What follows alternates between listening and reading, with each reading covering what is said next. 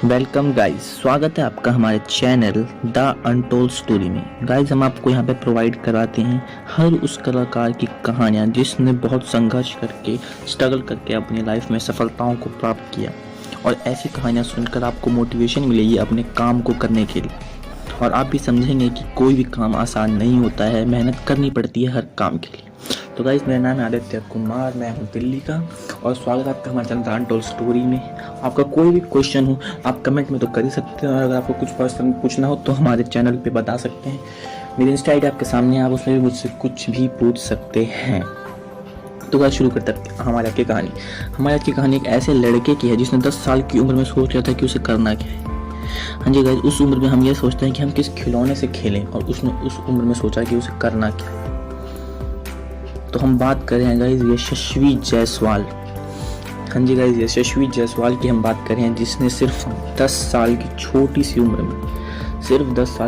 सी उम्र में सोच लिया था कि उन्हें क्या करना है। यशस्वी क्रिकेटर बनना चाहते थे, पर उनके सामने सबसे बड़ी चुनौती यह थी कि वह बहुत गरीब फैमिली से थे।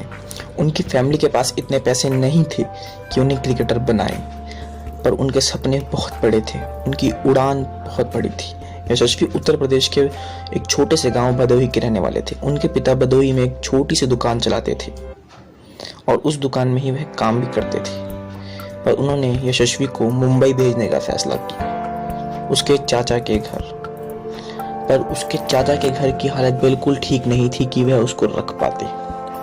पर उसके चाचा अपने भतीजे के लिए कुछ करना चाहते थे, इसलिए उन्होंने मुंबई में उसे एक दुकान में काम पे लगाया, और वहीं पे उसके रहने की व्यवस्था भी करवा दी। यशस्वी खुश थे कि वो अब क्रिकेट खेलेंगे और आगे बढ़ेंगे, और सब कुछ ठीक चल रहा था। यशस्वी सुबह उठते थे, वहाँ दुकान पे काम करते थे, और उसके बाद वो प्रैक्टिस के लिए ग्राउंड आज़ाद मैदान जो वहीं के पास में था, वे वहाँ प्रैक्टिस के लिए जाते थे। यशस्वी का ये रूटीन बन चुका था कि वो बस उठते थे, काम करते थे और जाते थे प्रैक्टिस के लिए। सब कुछ सही चल रहा था यशस्वी की लाइफ में।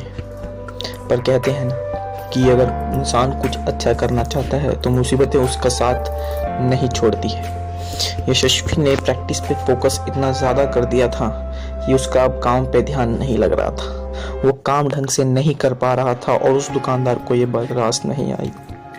दुकानदार ने यशस्वी को काम से निकाल दिया। उस टाइम यशस्वी बहुत ज़्यादा तकलीफ में थे। पर यशस्वी ने वह बात ना तो अपने पापा को बताई और ना ही अपने चाचा को बताई।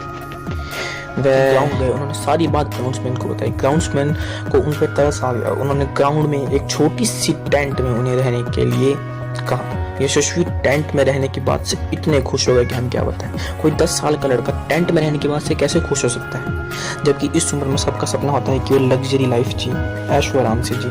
पर यशस्वी अपने सपने के लिए इतने ज़्यादा दृढ़ थे कि उनके लिए कुछ भी आसान था। पर आगे उनकी चुनौतियां बढ़ती गई। यशस्वी को ये भी नहीं पता था कि वो क्या खाएंगे, उनके खाने के लाले पड़ रहे थे, और आगे पर वो रुके नहीं कभी। सबसे बड़ी बात यही थी, आज़ाद मैदान में प्रैक्टिस करते रहे। बारिश के दिनों में उन्हें इतनी दिक्कत होती थी कि हम सोच नहीं सकते। उनकी छत टपकती थी, पानी अंदर आ जाता था, टेंट के अंदर पानी आता था, उन्हें बाहर सोना पड़ता था। गर्मी के दिनों में उन्हें इससे एलर्जी हो जाती थी। उनके पास खेलने के लिए अपना बैट नहीं था, उन्हें किसी और के बैट को लेके खेलना पड़ता था। उन्हें ये बिल्कुल भी अच्छा नहीं लगता था।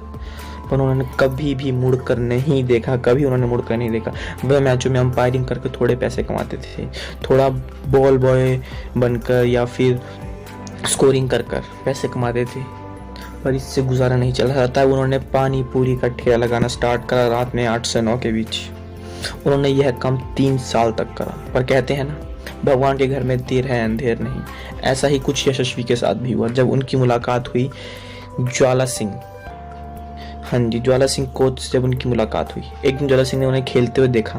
तब उनसे पूछा, यशस्वी ने सब कुछ बताया अपने बारे में कि वह टेंट हाउस में रहता है। उनको इस पर बहुत दया आ गया, यशस्वी पे उनको बहुत दया आ गया। उनको अपने दिन याद आ गया कि जब वो गोरखपुर से मुंबई आए थे, पर सही गाइडेंस ना मिलने की वजह से वह रह गए, वह कुछ कर नहीं पाए। तब उन्होंने यह फैसला लिया कि वो यशस्वी को सिखाएंगे और उसकी मेहनत को बर्बाद नहीं होने देंगे। तब यशस्वी की उम्मीदों को पंख लगे। यशस्वी को समझ आ गया था कि अब उन्हें क्या करना है। उनकी विल पावर और भी ज़्यादा मजबूत हो चुकी थी, क्योंकि उनके सामने एक सुनहरा मौका था और वह इस मौके को खोना नहीं चाहते थे किसी भी कीमत पे। ज्वाला सिंह ने यशस्वी को अपने घर ले गए। उन्होंने उसे हर सुविधाएं उपलब्ध करवाई। उन्होंने उसे अपने साथ रखा, उसे खिलाते थे पिलाते थे, उसकी डाइट से लेके उसके बैग किट सब कुछ ज्वाला सिंह करते थे। और मेरे हिसाब से तो ज्वाला सिंह यशस्वी के लिए भगवान के रूप में आए थे, पर यशस्वी की मेहनत की वजह से, लगन की वजह से ऐसा हुआ। उन्होंने उसके परिवार से बात करी, पापा से बात करी और यशस्वी खेलते गए। यशस्वी टेंट में रहते थे, तब उस टेंट से उनको वानखेड़े स्टेडियम की लाइट्स दिखती थी। यशस्वी अपने मन में एक ही बात दोहराते थे कि मैं एक दिन वहां जरूर खेलूंगा, और उनका यह सपना सच भी हुआ। 2015 में यशस्वी ने 319 रन बनाए और 13 विकेट ली, और इसी परफॉर्मेंस की वजह से उनका नाम लिम्का बुक्स ऑफ रिकॉर्ड में दर्ज हुआ। यशस्वी की उम्मीदों को पंख लग चुके थे और इसी के साथ उन्होंने विजय हजारे ट्रॉफी 2019 में 154 बॉलों में 294 रन बनाए और यंगेस्ट टू लिस्ट अंडर 100 में उनका नाम दर्ज हो गया।